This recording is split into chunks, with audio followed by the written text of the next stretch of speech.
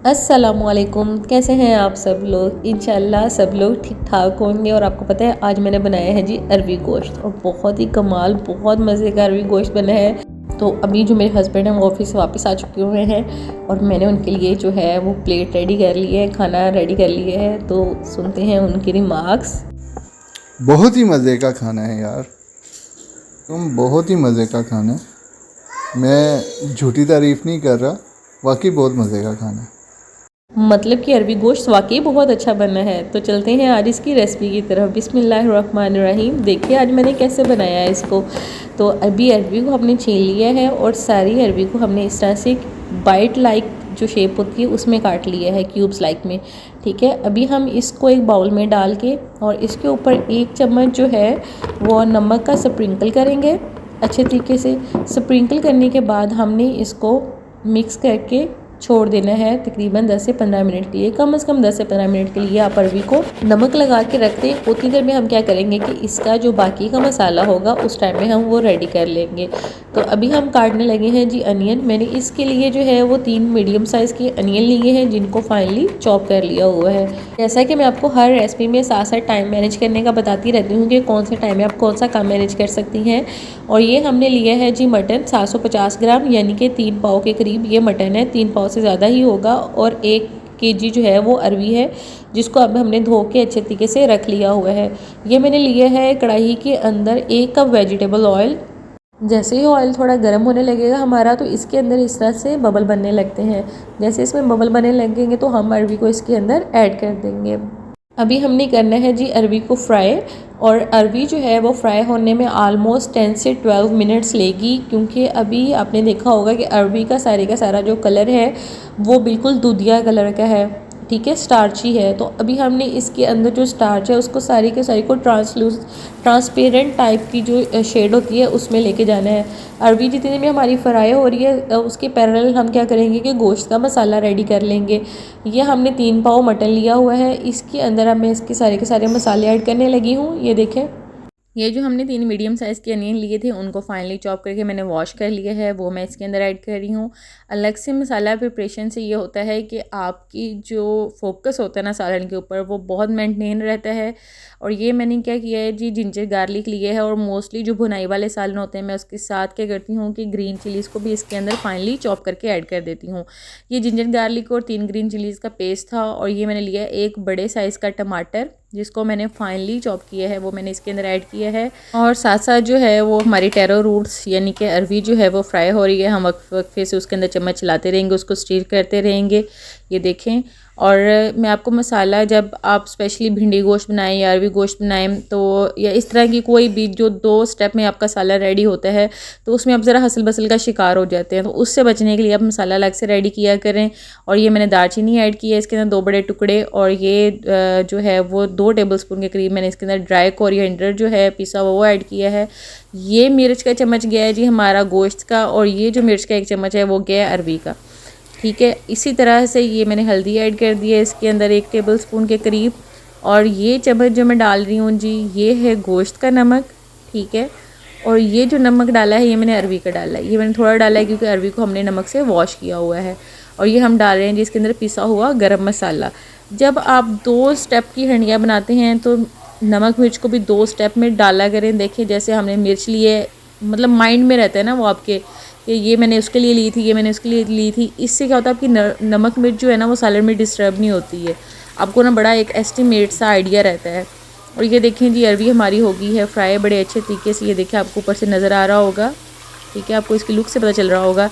ये अरवी को दबाने से ये देखिए ये ऊपर से नहीं टूटेगी, लेकिन ये दबाने से आपको लगेगा ये देखिए सॉफ्ट माशाल्लाह बहुत ही अच्छी अरवी जो है वो फ्राई हो गई हुई है। और अभी हम जो अपनी ये टैरो रूट्स हैं इनको हम निकाल लेंगे बाहर। ठीक है, और अभी ये जो ऑयल है इसी को हमने दोबारा यूज़ करना है। ये देखें जी हमने सारी की सारी अरवी निकाल ली है। और ये जो हमने अपना गोश्त का मसाला प्रिपेयर किया था वो हमने इसके अंदर ऐड कर देना। माशाल्लाह माशाल्लाह बहुत ही अच्छा ये मटन रेडी होने वाला है। यकीन मानिए कि बहुत ही कमाल इसकी ग्रेवी रेडी होनी है। और अभी हमने इसको करना है फ्राई। मटन को हम तब तक भूनेंगे जब तक कि ये लाइट ब्राउन कलर की शेड में चला जाएगा। गोश्त को मैं मुसलसल चमचा चलाते हुए फ्राई कर रही हूँ। यार अगर आप लोग मेरी वीडियोस देखते हैं, उसको फॉलो करते हैं, तो काइंडली आप लोग मेरे चैनल को सब्सक्राइब किया करें। मुझे कमेंट सेक्शन में बताया करें कि आपकी वीडियो जो है वो खाना कैसा बना है, आपको पसंद आया है, आपके घर वालों ने क्या कहा, आप बताया करें। इससे मुझे बहुत ज़्यादा इंकरेजमेंट मिलती है और बहुत ज़्यादा फोकस होकर जो है वो मैं वीडियोज़ ऐड करती हूँ और इसके लिए मैं बहुत एफ़र्ट लगाती हूँ। जॉब के साथ, घर के साथ, मतलब यूट्यूब पे वीडियो लगाना जो है वो बहुत ज़्यादा मेरे लिए मुश्किल हो जाता है इन चीज़ों को मैनेज करना। तो मैं आप लोगों के लिए, आप लोगों को सिर्फ टीच करने के लिए कि आप खाने की बेसिक्स आपको पता हों। और ऐसा नहीं होता है कि आप वीडियो देखें तो आप कहें कि भी ये खाना जो है वो ऐसे बन जाएगा। मैं इसके एक एक जो क्रिटिकल पॉइंट्स होते हैं जो आपको पता होना चाहिए वो मैं आपको लाजमी बताती हूँ। और ये देखिए मैंने इसके अंदर 2 छोटी इलायची जो है वो ऐड की हैं। छोटी इलायची से इस कदर इसका फ्लेवर इन्हेंस होता है खाने का कि आपकी सोच है। सिर्फ बेसिक एसेंशियल जो स्पाइसेस होते हैं वो यही होते हैं, बस आपको डालने का तरीका आना चाहिए।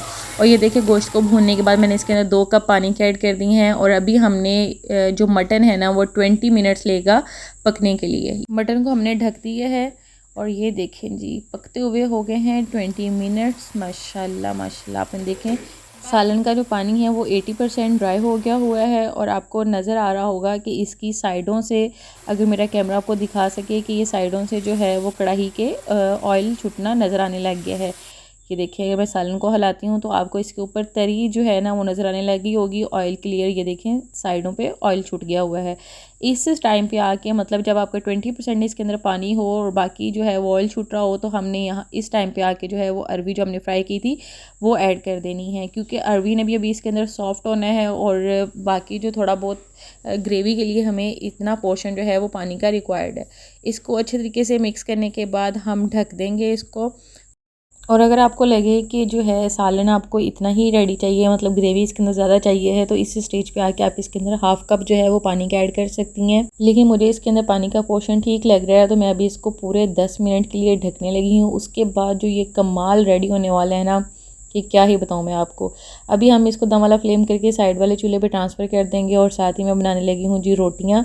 रोटियों के बारे में जैसा कि मैंने आपको पहले भी बताया था तो हाँ ज़रा मेरा वीक ही है, लेकिन माशाल्लाह अल्लाह का शुक्र है कि मैं बड़ी अच्छी रोटियां बना लेती हूँ। और अगर मेरी मम्मा मेरी वीडियो देख रही होंगी तो वो बड़ी खुश हो रही होंगी, क्योंकि उनको हमेशा मेरे से यही गिला रहता था कि मैं रोटी अच्छी नहीं बनाती। तो जब मैं ना तवे पे रोटी डालती थी ना मैं बहुत डर डर के रोटी डालती थी, मुझे लगता था मेरा हाथ जल जाएगा। तो अगर वो इस टाइम मुझे देख रही होंगी ना तो वो यकीनन बड़ी खुश होंगी कि शुक्र है भी कि इसको रोटी बनानी आ गई। रोटी को ना जब आप बना रही होती है तो इसको सेका लाजमी करे, कोई छोटा मोटा सेका या चिमटा वगैरह जो होता है घर में वो पकड़ने के लिए उसे सेका करे। उससे रोटी जो है ना वो फूल के टाइप बहुत अच्छी बनती है। और इस स्टोव का जैसे मैंने आपको पहले बताया था कि आपने देखा होगा कि फ्लेम एक तरफ को जाता है। तो ये जब इस तरह से जब मैं रोटी डालती थी ना मुझे बहुत डर लगता था। मेरी मम्मा कहती थी कि ऐसे ज़ोर से, मतलब डर के बगैर रोटी डालो ना, कुछ नहीं होता, डर के बगैर डालो। और मुझसे कभी नहीं डाली जाती थी, अक्सर मुझे डांट पड़ जाती थी। तो ये देखिए नहीं रोटियां हमने सारी की सारी बना ली हैं और देर में खाना भी हमारा बिल्कुल रेडी स्टडी हो गया हुआ है। माशाल्लाह बहुत ही अच्छा अरवी गोश्त रेडी हुआ है। अब यकीन मानेंगे मैं वो बता नहीं सकती, ये बहुत ही अच्छी हंडिया रेडी हुई है। और बाकी ये कि गार्निशिंग के लिए इसके ऊपर आप सब्ज़ धनिया, गरम मसाला, ग्रीन चिलीज़ जो भी ऐड करना चाहें वो कर सकती हैं। और बहुत कमाल सालन रेडी हुआ है माशाल्लाह से। और अभी हम इसको करेंगे जी सर्व। साथ मैंने बनाया हुआ है सैलड। और जैसा कि वीडियो के स्टार्ट पे जो है मैंने अपने हस्बैंड के रिमार्क्स आप लोगों से शेयर किए थे, सालन वाकई बहुत कमाल बना है। आप लोग भी इस रेसिपी को लाजमी ट्राई कीजिएगा। और अगर आप लोग मेरे चैनल पे नए हैं तो काइंडली मेरे चैनल को सब्सक्राइब लाजमी कीजिएगा। और दोबारा मिलेंगे जी आपके साथ नई रेसिपीज़ के साथ, नई टिप्स एंड ट्रिक्स के साथ। अल्लाह हाफिज़।